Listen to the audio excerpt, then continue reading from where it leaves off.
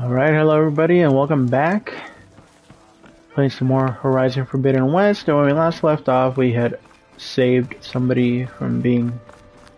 Well, we saved somebody from the death penalty, really. And we're going to go ahead and start the, Looks like he's had a few. Go ahead and start the embassy now. Let's go. Talk to Lawan, it looks like. Are you in charge around here? Apologies, no. That would be Commander Nozar. I'm Lawan, his second in command. So, what brings Aloy of the Nora to Barren Light? I'm here for the embassy. I need it to happen so I can head west.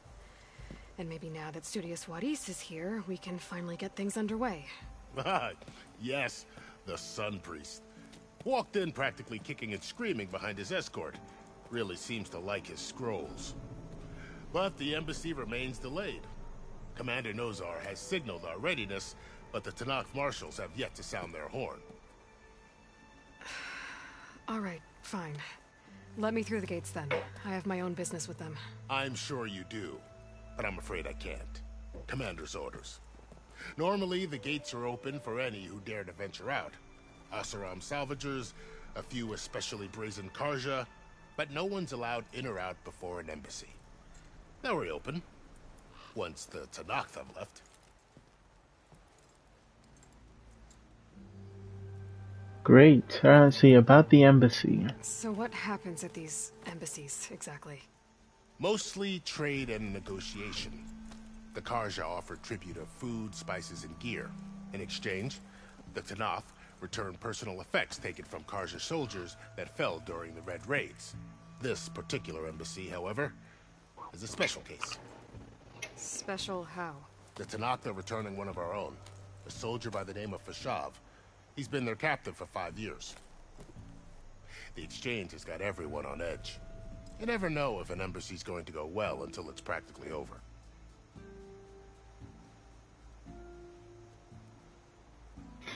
Let's see, Tanakh marshals. You said something about Tanakh marshals. Who are they? They're the tribe's elite warriors. Before every embassy, they arrive with a contingent of soldiers from each of their 3 clans. Then, during the proceedings, they negotiate on behalf of their leader. And by negotiate, I mean stare down our Sun Priest until they concede. Paev over here came face to face with them for the first time at the last embassy. Came back drenched in his own sweat. It was hot that day, sir. It was indeed.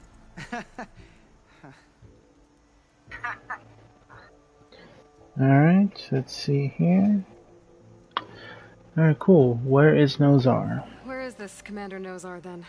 If he's the one keeping the gates shut, I'll convince him to open them for me. I'll take you to him, but I have to warn you. The commander isn't one to break protocol, especially when he's already high-strung. We'll see about that. This way. There's a lot of activity going on around here. The Tanakh tore down this place during the Red Raids. 2 years of labor, and we still have a long way to go. There The we work go. stoppage in Change Creek nearly halted our rebuilding efforts. But I hear a certain Nora got them back to work.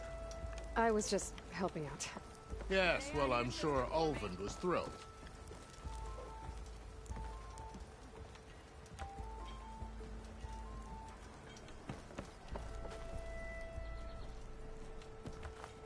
See. Stand aside, soldier. Sir?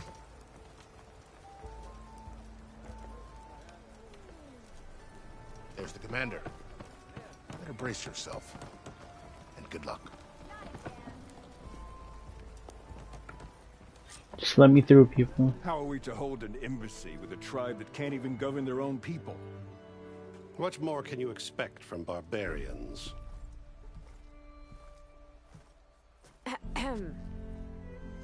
Ah. Aloy, was it? Yes. The one who cleared the valley for you? That Aloy. We appreciate your service. At least we are ready for the embassy to begin. Didn't you just give the signal? Both sides must signal readiness. Until the Tanakh sound their horn, we wait. Yea, for as the first shall be... Shut up. Why the delay? The Tanakh are a tribe composed of 3 clans. How many banners do you see? You're just gonna wait? Go find out what's wrong. Oh, this isn't some forgotten corner of the East where you come from, Nora. It's the Forbidden West. If you don't like it, run back to Meridian, file a complaint. The Meridian I saved, you mean? That's right. Nobody walks to the gate until the 3rd clan arrives and the Tanakh's horn has sounded. Not even the savior of Meridian. You better let me through. I'm going now. Well, thanks, but I've waited long enough. It's time to go. Absolutely not. This embassy depends on diligent adherence to... You shall not! Keep telling yourself that. Someone approaching! On a machine! Varl. Hey, Varl made it. Nice.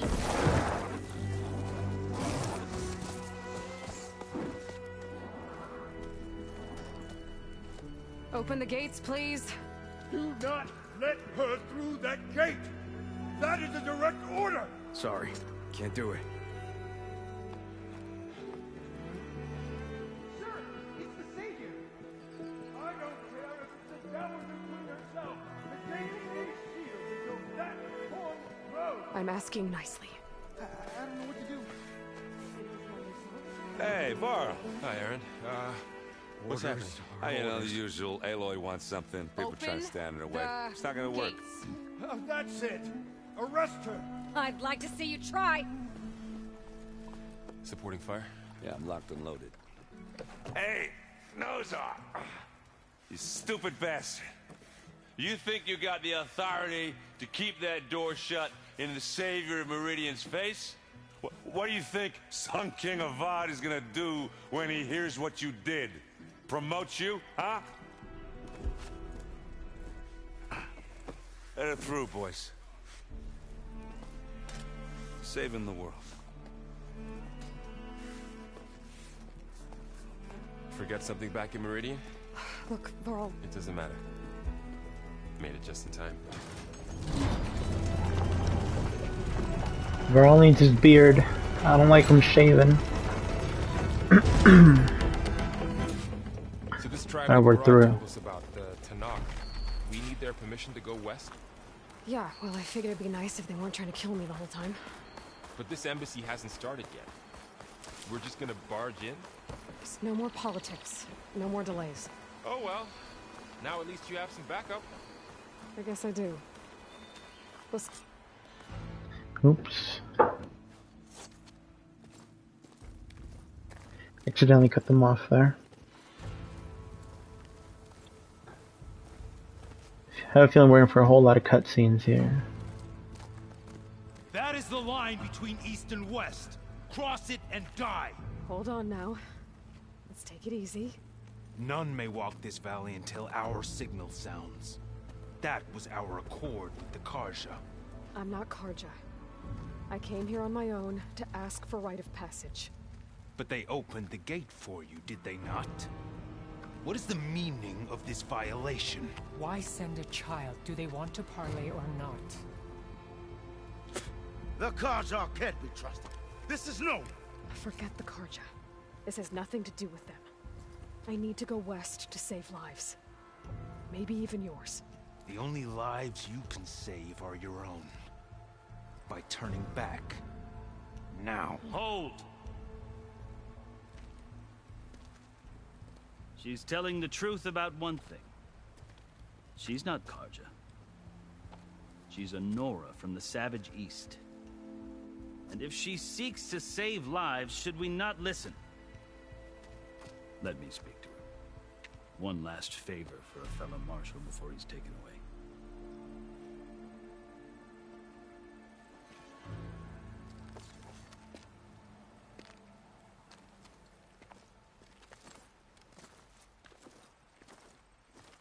A fearless, red-headed Nora. You must be the so-called savior of Meridian. Just Aloy. I am unyielding for Shav. Once of the Karja High Command, last of the army of the setting sun. You'll have to forgive my comrades. Tensions are high. This embassy is a delicate affair. They're about to return me to the Sundom, a gesture that might help soothe painful grievances. And now you arrive, unheralded. I'm not here to cause trouble. I just need to go west. So you say. I might be able to help, but I need to know why. Along with some assurance that I won't regret it. Alright, let's go ahead and have a conversation here. I feel we're going to be talking a lot in the next like 20-30 minutes. Alright, tattoos. I've never seen markings like those on a Karja before. The Karja see ink as decoration. For the Tenakth, it is much more. A litany of deeds. A record of vanquished enemies. Looks like you've vanquished quite a few. I've fought my share of battles. But I feel that my life, like my markings, is only half complete. This side shows my martial deeds. Before I die, I'd like to see the other half marked with the laurels of peace. Let's see, you and the Tenakth. How did you come to be among the Tenakth? It's quite a story, but not a quick one. Though I suppose neither of us is going anywhere before the embassy begins. Are you sure you want to hear it? Sure, hit me with it. I guess we have time. Very well. I marched with Sun King Jiran's raiders when they came west, hoping to moderate their worst impulses. I failed, of course. They committed unspeakable atrocities, stirring the Tenakth into action. When the clans overran our forward encampment at Cinnabar Sands, I stayed behind to help the last stragglers evacuate. I was taken prisoner. I didn't make it easy for my captors, mind you. And they paid me back in kind on the journey to their capital. I lost so much blood on the way that I was white as a corpse when they threw me before Chief Hekaro. I thought I was dead for sure, so I resorted to desperate measures. Let's see, what were these desperate measures? So when you met the Tenakth chief, you did something desperate? I'd kept my ears open as the Tenakth dragged me along, and I heard mutterings about a kind of trial by combat that they revere. So, when they flung me at Hekaro's feet, I demanded this right, called the Kulrut, thinking that by winning I could request a boon, my life or even my freedom. The other Tenakth howled, but Hekaro stared them down, and then his gaze fell upon me. Evidently, he appreciated my ingenuity. He allowed me to participate in the Kulrut. Little did I know what I was in for. Alright, what's this Kulrut? You said the Kulrut is a Tenakth's trial by combat. Yes, but it is no ordinary trial. It doesn't pit men against each other, at least not directly. Instead, the combatants fight machines in a great arena, and only the strongest survive. Believe me, it is no easy thing to stare down a charging machine while hundreds around you scream for blood. I know more about that than you might think. Do you? Well, then you have my respect. Like you, I lived through it to claim my prize. I had hopes for freedom, but well, that wasn't on offer. Only service to the chief.